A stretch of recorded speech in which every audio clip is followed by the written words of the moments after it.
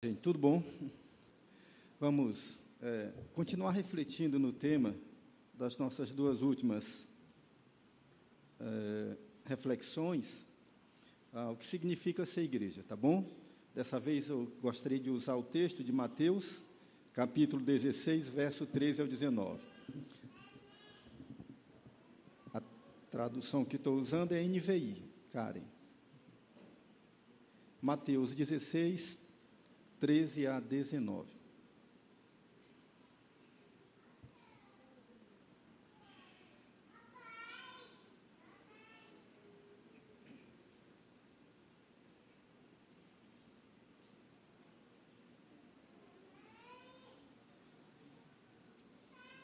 Amém? Então, Mateus 16, 13 a 19. Chegando Jesus à região de Cesareia de Filipe, perguntou aos seus discípulos: quem os homens dizem que o Filho do Homem é? Eles responderam: alguns dizem que é João Batista, outros Elias, e ainda outros Jeremias ou algum dos profetas. E vocês? Perguntou ele: quem vocês dizem que eu sou? Simão Pedro respondeu: tu és o Cristo, o Filho do Deus vivo. Respondeu Jesus: feliz é você, Simão, filho de Jonas, porque isto não te foi revelado por carne ou sangue, mas por meu Pai que está nos céus. E eu lhe digo que você é Pedro, e sobre esta pedra edificarei a minha igreja, e as portas do Hades não poderão vencê-la. Eu lhe darei as chaves do reino dos céus. O que você ligar na terra terá sido ligado nos céus, e o que você desligar na terra terá sido desligado nos céus. Amém. Bom, gente, hoje é Santa Ceia, e eu vou tentar ser breve para a gente usufruir bem do momento de Santa Ceia, que é um momento muito importante, marcante para a vida da gente. Por favor, é uma tentativa, não é uma promessa, tá bom? Então, eu vou tentar ser breve para a gente ter um bom momento de Santa Ceia. O que significa ser igreja? A gente já pensou um pouquinho antes, e é provável que hoje eu toque em algumas coisas que a gente já falou, só que em outra direção, tá bom? Baseado nesse texto que a gente leu, sei que você conhece muito bem o texto, ele me faz refletir, pensar, consequentemente, afirmar aqui para vocês algumas questões que têm a ver com essa ideia que a gente está trabalhando, o que significa ser igreja. Esse texto é um texto marcante, e ele é bem especial, porque, de fato, é um texto que, pela primeira vez, vai ser usado o termo igreja no Novo Testamento.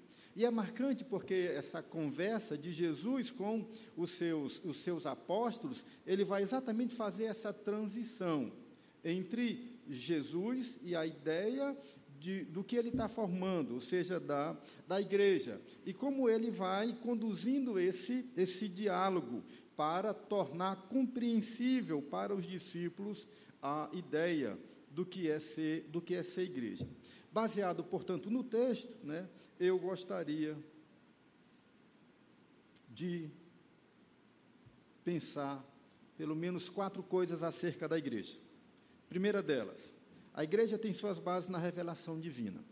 A igreja tem as suas bases na revelação divina. O fundamento da igreja está alicerçado, lógico, uma redundância, na revelação divina. Isso quer dizer que ela não foi projetada por ninguém, ela não é um projeto pessoal de homem algum, ela não é uma construção humana, ela simplesmente nasce. E este nascedouro, tem nesse nascedouro a revelação divina.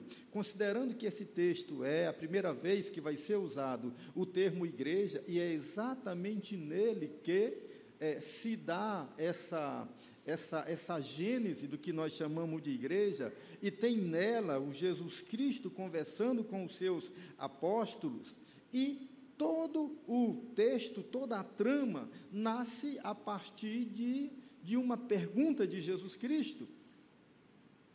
Mas aí o grande o grande entendimento não é a pergunta que Jesus faz, mas é a resposta que vai ser dada.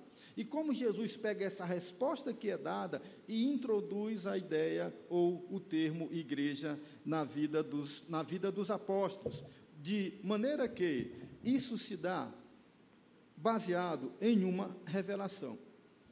Quando ele faz a pergunta, o que é que as pessoas estão dizendo acerca de mim? Quem, para elas, eu sou? Os discípulos dizem dizem muita coisa. Uns dizem que tu és João Batista, outros dizem que tu és Jeremias, algum apóstolo, ou algum outro profeta. E essa pergunta não é convincente nem suficiente para Jesus Cristo. Daí ele pergunta, ou se direciona a eles e pergunta: e vocês, quem dizem que eu sou? Daí a resposta todo mundo conhece. Pedro, como sempre, estando à frente dos demais apóstolos, dá a grande resposta: tu és o Cristo, o Filho de Deus. Aí Jesus bate palminhas para Pedro, né? Parabéns, Pedro, parabéns, porque aqui aconteceu uma coisa espetacular. Não foi carne e sangue que revelou você isso. Quem te fez entender isso foi o Pai do céu. Então foi o próprio Deus. De maneira que o que ele está dizendo, que a compreensão de Pedro não foi uma compreensão do intelecto, não foi uma conclusão, né, a partir da humanidade de Pedro. Jesus disse que isso foi uma revelação, foi Deus quem revelou isso, foi Deus quem afirmou isso. Essa afirmação, e a partir daí é que Jesus faz a introdução da ideia de igreja, porque ele diz: muito bem, Pedro, você entendeu muito bem, o Pai te revelou isso, né? Portanto, eu digo também para ti, ele faz exatamente agora a ponte, que você é Pedro, e sobre esta pedra eu edificarei a minha igreja. Portanto, vejam como a conexão é feita a partir da revelação que ilumina o coração de Pedro, a compreensão de Pedro, e ele afirma a messianidade de Jesus Cristo.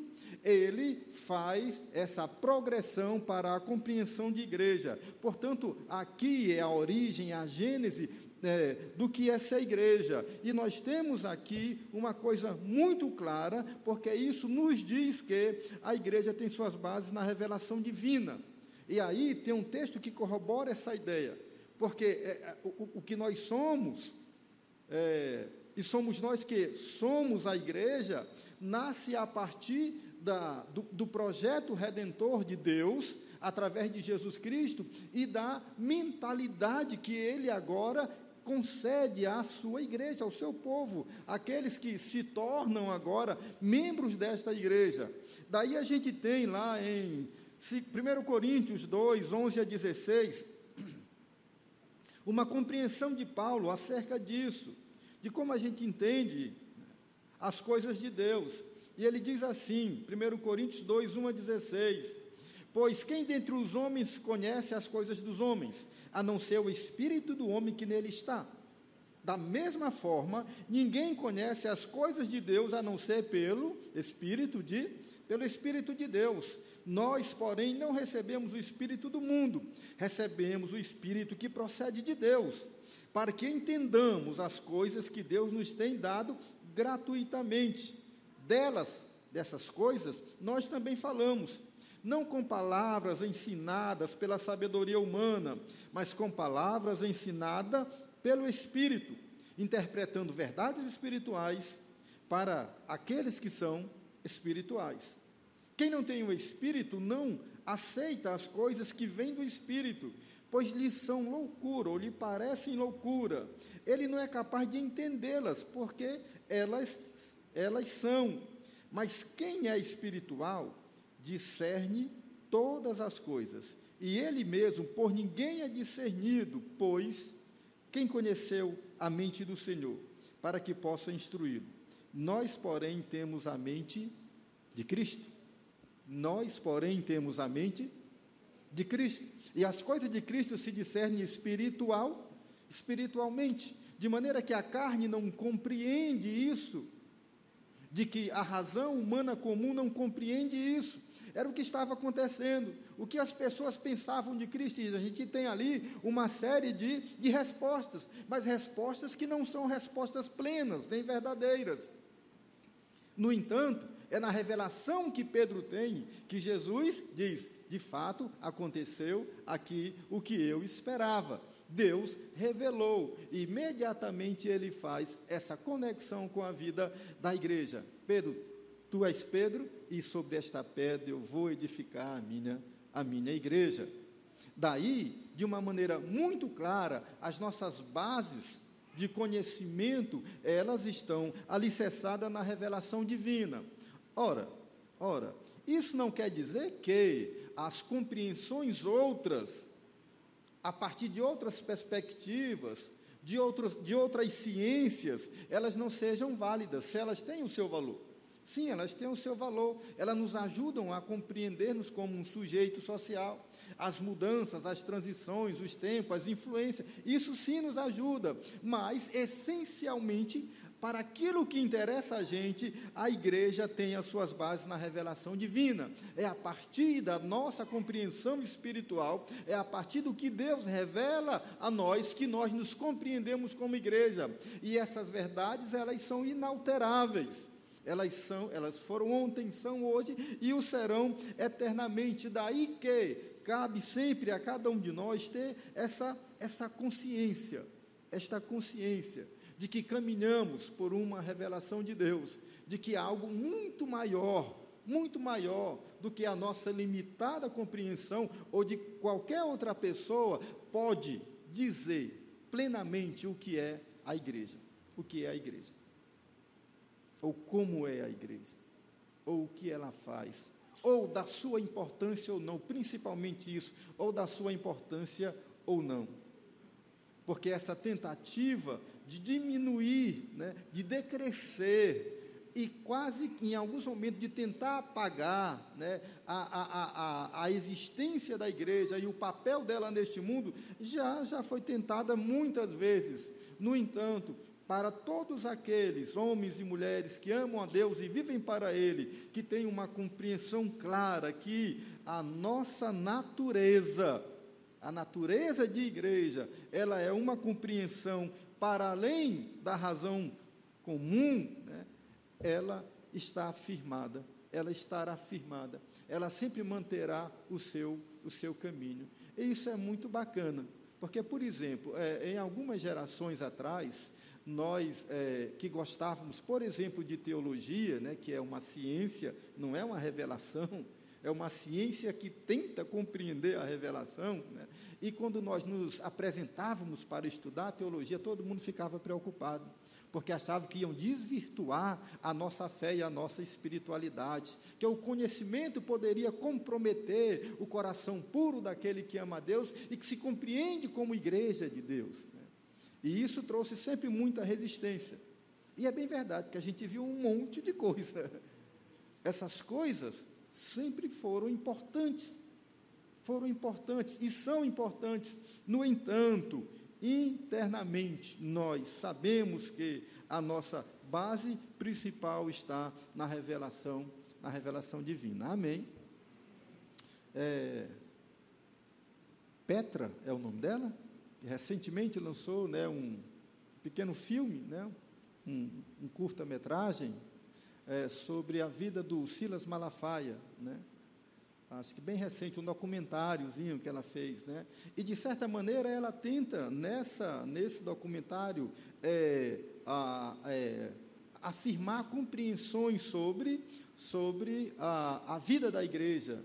E eu acho até uma tentativa válida, bonita, mas não suficiente para que a gente compreenda, para que as pessoas compreendam o que de fato é essa igreja, porque ela nasce a partir desta base muito sólida, é uma revelação de Deus. Jesus se manifestou, se revelou aos seus apóstolos,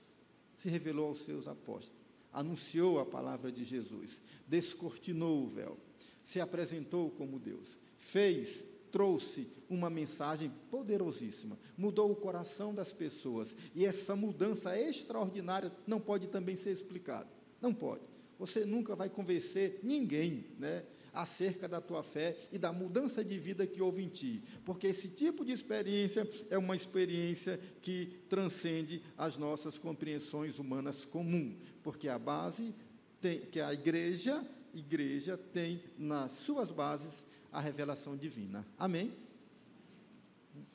A outra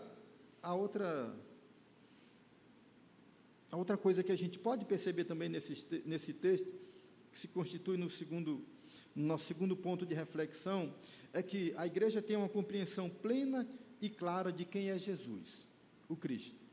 Aí eu estou pegando aqui Pedro como protótipo, tá certo?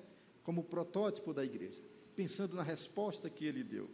E, portanto, se a igreja tem suas bases na revelação divina, há uma dessas bases que eu, digamos assim, é a base mor, a principal, aquela sustentadora de tudo isso. E é exatamente a resposta que Pedro dá para Jesus Cristo quando é interrogado acerca do que eles pensam quem é Ele.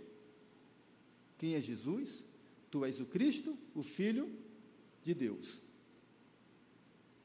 Rapidamente, quase como que um insight para alguns, mas uma invasão do Espírito enche o coração e faz a boca de Pedro dar essa resposta.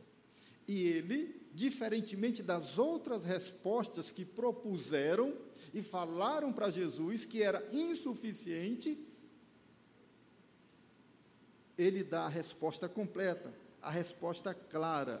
Ele tem uma compreensão plena e clara de quem é Jesus, porque dessas revelações divinas, que são bases da igreja, há uma base principal, que é como nós compreendemos quem é Jesus. Porque tudo que nós fazemos enquanto igreja tem a digital de Jesus. Ixi, eu fiz uma afirmação preocupante agora, tudo é muita coisa, a gente faz muita besteira, né? De repente a gente... Eu quis dizer que nada de correto, de verdadeiro, de pleno, né, que nasce do coração de Deus, né, passa na vida da igreja sem a digital de Jesus.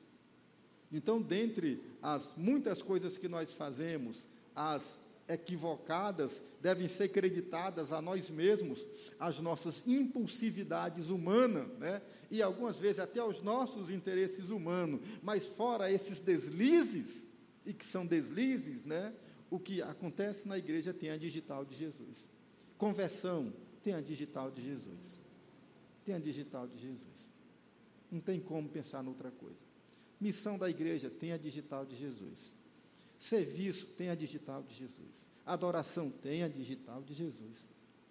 As coisas sérias, profundas, que a igreja realiza, elas têm a digital de Jesus, de maneira que compreender Jesus plena e claramente, né, ela faz parte da vida da igreja, a igreja se projeta neste mundo e ela consegue cumprir o seu papel quando ela tem uma compreensão plena e clara de quem é Jesus, e eu não vou me alongar aqui, porque da primeira reflexão a gente já falou sobre isso, né, sobre essa aproximação ou distanciamento do Jesus Cristo das Escrituras. O certo é que todos nós não podemos pautar a nossa espiritualidade em cima de uma, chamei de caricatura de Jesus, que isso pode nos levar a caminhos equivocados, mas temos que compreender quem é esse Jesus, que a Escritura nos apresenta e viver para Ele, porque Ele, de fato, é a cereja do bolo dessa revelação divina. Tudo foi construído antes e depois para esse momento de revelação, de manifestação do Cristo de Deus entre nós, para nos anunciar a salvação e a redenção que Deus propôs para todos nós. E comprometer essa compreensão é desastre total. É um desastre total. Nossos filhos, precisam ser ensinados quem é Jesus. Quem é o Jesus das Escrituras? Eles não podem se empolgar com a comunidade, precisam se empolgar com Jesus Cristo. A comunidade é muito importante. É importante sim porque, como a gente falou da outra vez, ela é reflexo dessa vida com Jesus. Mas, acima de tudo, né, o Cristo tem que estar aqui, claro na nossa mente, no nosso coração, para viver pelos passos dele, porque é seguindo os passos de Jesus, a trilha que ele nos deixou, a revelação que ele é, a iluminação que ele nos traz, que nós conseguiremos de fato ser igreja e entender o que significa ser igreja. Fora isso, tudo é projeto humano. Tudo é um belo projeto humano. Pode até ser bem feita, bem orquestrada, bem organizada, mas vai ser sempre projeto humano, porque a igreja, ela tem clareza de quem é Jesus. Isso é muito importante. Vocês lembram lá do rapaz que foi curado, lá no, acho que foi no tanque de Betesda, se eu não me engano. Ele foi curado, aí Jesus Cristo mandou, ele não conseguia chegar até o lugar, supostamente de cura, né? E Jesus chegou para ele e disse: não, levanta, toma o teu leite, fica de pé, né? E ele saiu com o leite na cabeça, e as pessoas depois o interrogam, né? O apertam e dizem assim: você não... Porque ele entra no templo com o leito na cabeça e pulando de alegria, e todo mundo já repreende a ele, diz que ele não podia fazer isso, e ele dá uma resposta espetacular, ele diz: aquele que me curou disse que eu fizesse isso. Porque quem tem essa compreensão plena do Cristo, ele foge das convenções, das obrigações religiosas, dessas coisas que tentam aprisionar a mente humana. Ele é pleno, ele é livre, ele é iluminado pela realidade do Jesus Cristo.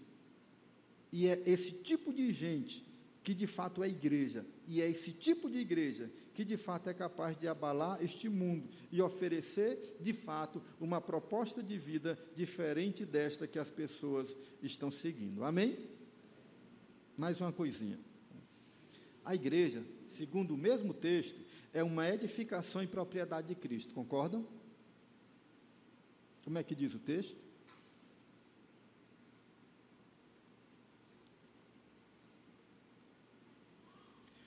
Eu lhe digo que você é Pedro, e sobre esta pedra eu edificarei a minha igreja. Eu digo que você é Pedro, e sobre esta pedra eu edificarei, eu construirei. Construirá o quê? A minha igreja. Então, duas coisas que a gente tem que colocar bem claro no coração. Não foram os apóstolos que construíram a igreja, que edificaram a igreja. Não foram os padres apostólicos, que é a segunda geração depois dos apóstolos, que construíram a igreja. Não foi. Não foi o império, na sua decadência e ressurgimento, abraçando a cruz e institucionalizando a igreja, que construíram a igreja cristã. Não foi. Não foram os pastores reformadores, não foi. Não é nenhum de nós pastores. Nós não fazemos isso. É Cristo quem constrói a sua igreja. É Ele que edifica a sua igreja. É um projeto de Cristo, nunca pode ser confundido com um projeto de qualquer pessoa, por mais espetacular e santa que ela seja. É um projeto de Cristo. Aqueles que são vozes dela, aqueles que ministram, são apenas ministros. São ministros. Pessoas que recebem ordem, comando, voz, têm sensibilidade para abraçarem essa revelação contínua de Deus no dia a dia da nossa caminhada, que são capazes de ter o coração aberto para ouvir a voz de Deus, para abrir o entendimento, para pousar sobre a Escritura e ter iluminação e trazer compreensão das verdades de Deus. São instrumentos, são vasos, nada mais que isso. Nós não construímos, não edificamos a igreja do Cristo. Devemos ser, sim, instrumentos dele, porque essa é a verdade. Eu edificarei, eu construirei, é o que Jesus diz. Ele é o edificador, e mais ainda, e proprietário. A minha, não é a igreja, do pastor Mano, do pastor Raimundo, do pastor Mateus, do pastor Bartolomeu, do pastor Luciano, do pastor Júnior. Esqueci algum? Não, né? Do pastor Ângelo, do pastor João Neto, do pastor... todos os... Pedro, tudo que tiver de pastor aqui, não é de ninguém. Besteira a gente pensar. Não é do pastor Eliel, o pastor Eliel estiver me ouvindo, um grande abraço. Não é do pastor Eliel, não é de ninguém, é do Senhor. E isso deve nos ensinar muito sobre isso, não deve nos ensinar muito, para que a gente quebre algumas arrogâncias do nosso coração. É uma edificação e propriedade do Cristo, Ele a edificou, Ele a construiu, é Ele quem edifica, é dele e nunca nossa. Enquanto a gente não compreender isso bem, a gente vai estar vivendo com sérios problemas. E por fim, para a gente encerrar, ela nasce com uma missão. Você é Pedro. Sobre esta pedra, eu não vou entrar nesse tema, tá bom? Até porque o Mateus já falou umas pregações atrás. Se vocês lembram, pode pegar lá no YouTube. Ele explicou bem direitinho, bem bonitinho. E sobre esta pedra eu edificarei a minha igreja, e as portas do inferno não poderão vencê-la, ou não prevalecerão contra ela, em algumas outras versões. E eu darei as chaves do reino dos céus. O que você ligar será ligado, o que desligar será desligado e tal. E aí ele nos apresenta duas metáforas, portas e chaves. Portas e chaves. Então, são metáforas importantes para a gente compreender essa missão da igreja. É a igreja que nasce com uma missão. E uma missão bem razoável, bem difícil. Ela é chamada para derrubar oposições e cessar realidades, e acessar realidades. Ela vem derrubar oposições e acessar realidades. As portas do Hades não prevalecem contra ela. Ele vem derrubar, a igreja nasceu para derrubar oposições. E, olha, em nome de Jesus, não façam ligação política com isso, porque é a primeira coisa que exatamente eu quero afirmar. Não foi esse tipo de oposição que Jesus falou. Muito embora em alguns momentos muito específicos, né, isso possa acontecer, porque ele foi bem claro, a Escritura é bem clara, que nós não temos que lutar contra a carne, nem contra o sangue, mas contra quem? Então, já entenderam bem direitinho, a igreja nasceu para derrubar oposições, para esmagar portas, por isso ele utiliza aqui a metáfora da porta, e acessar realidades. Vou te dar uma chave. Chave significa acesso. Acesso. Então, toda a realidade espiritual precisa de acesso, e a igreja é esta realidade. É este ser, é este organismo que por sua vida, que por sua missão, ela faz as pessoas acessarem o reino de Deus. Daí a gente recebe duas coisas aqui, a gente tem duas coisas presentes, que é autoridade e acesso. Autoridade para derrubar as oposições, ou seja, as portas, né? E para acessar, ou seja, abrir, ligar, desligar, como os textos vão usar lá. Autoridade e acesso. A igreja, ser igreja, significa nascer com uma missão. Cristo não edificou, construiu a sua igreja para um prazer pessoal, para momentos de deleite dele, né? Vou construir aqui uma igreja, ver como é que é bacana. Não foi um parquinho de diversão que Jesus construiu para ele, filho único, se deleitar e brincar nos seus horários de folga, né? Ele construiu a igreja com muita clareza do que dela esperava. E ela nasce, junto com ela, nasce a sua missão. Daí que perder de foco a visão compromete a nossa natureza. Porque a nossa missão está dizendo quem somos, e para isso recebemos autoridade e acesso. Daí, nos preocupar apenas com algumas coisas, bem rapidinha, que a gente pode entender. É autoridade delegada, viu? Não é autoridade que a gente agora tem, não, é autoridade delegada. O Cristo nos autorizou, nos delegou. O Cristo nos deu autoridade para fazer e fazemos em nome dele, e segundo ele. Porque eu acho que é outra coisa que a gente tem que estar brigando o tempo todo, conosco mesmo, nos pondo diante do espelho, é achar que agora a gente é dono do mundo, né? Que a gente agora é detentor de tudo, que a gente é o tal, que ninguém olha atravessado para a gente, porque somos a igreja do Senhor. E parece não ser essa ideia quando ele diz isso. Então é autoridade delegada, é autoridade do Senhor, e nós, submissos a ela, ao comando dele, vamos fazendo as coisas acontecerem, derrubando as paredes que precisam, as portas que precisam ser derrubadas, confrontando as oposições que precisam serem confrontadas. É a autoridade que o Senhor nos deu e não a autoridade que eu adquiro por qualquer meio, E é a autoridade segundo Jesus, viu? É no padrão Jesus. Não é no qualquer padrão, não. E qual é o padrão Jesus? Temos que perguntar, né? Eu lembrei de um texto que talvez nos ajude a compreensão. Mateus 23:13.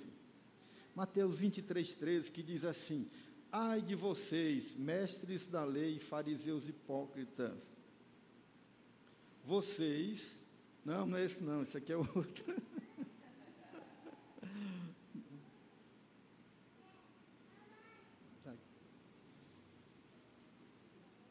Notei não, mas eu lembro de cabeça. Quando Jesus, pegando aqui o contexto da viúva pobre, ele chama os seus discípulos e diz assim: olha, os governantes do mundo dominam e oprimem. Entre vocês não será assim. Ao contrário, quem é mais importante? Quem serve ou quem está à mesa? Ele faz a pergunta e ele mesmo responde: é mais importante quem está à mesa. Quem serve é o servo, é o escravo. Aí ele diz: eu sou como quem está servindo. Então, percebam que a proposta de autoridade de Jesus confronta tudo. Por isso ele disse: o padrão do mundo é esse, é domínio. O padrão é domínio. O padrão de Jesus é serviço. O padrão de Jesus é serviço. E isso muda tudo. Então, nós temos autoridade para servir.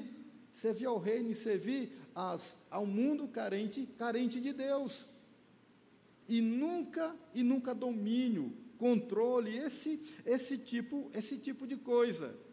Daí, entender isso nos define melhor na nossa missão, no exercício da nossa autoridade, para que a gente não use a autoridade que Deus nos outorgou para fazer um monte de besteira, como historicamente, ao longo da história, por vezes a igreja, perdendo essa noção, fez. É autoridade delegada, é a autoridade segundo o padrão de Jesus. E o padrão de Jesus confronta o padrão do mundo. O padrão do mundo é de domínio e de controle. O padrão de Jesus é padrão de serviço. Entendido isso? Você quer ter autoridade?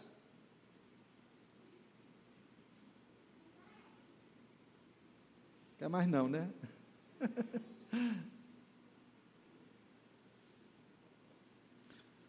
E o acesso. Fala de autoridade e acesso. A metáfora da chave, né? Que a gente tem que ter cuidado com essa questão do acesso. É ter o cuidado para não incorrer nos erros dos fariseus. Mateus 23:13. Agora sim. Mateus 23:13.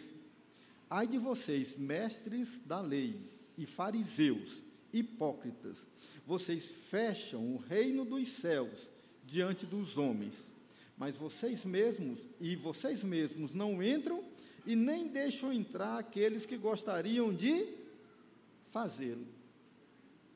Qual é o problema dos fariseus e escribas, hipócritas, segundo Jesus? É que, de alguma maneira, eles também aprenderam, como a gente, que eles tinham autoridade e tinham acesso. Só que aí, esse acesso, ou esse domínio, esse controle do acesso, acabou sendo deturpado. E uma vez deturpado, acontece isso aqui. Porque a hipocrisia levou eles a impedirem aqueles que queriam acessar. E eles mesmos não podiam por conta da maldade do seu coração. Então, se há uma coisa que a gente tem que ter cuidado, a gente tem que ter discernimento, a gente tem que estar avaliando sempre a nossa vida, é exatamente essa lida com essas coisas, né? A gente tem que entender e ter a sensibilidade que a gente não tem posse de nada para dizer quem vai e quem não vai para qualquer canto dessa vida. Nós somos instrutores, ensinadores, luzes, testemunhas. Nós somos orientadores. E orientadores sem palmatória. Confiando na palavra que muda, no Espírito que convence. Que dobra os joelhos para fazer aquilo que Deus quer que a gente faça. Para que não chegue um momento que a gente acaba definindo, quem passa pelo portão e não passa, quem passa pela porta e quem não passa. A igreja já fez muito isso, e isso sempre foi muito complicado. Porque nem a igreja é nossa, nem somos seus porteiros. Somos apenas igreja, servos do Senhor, que temos autoridade no padrão do serviço, que é o padrão de Jesus.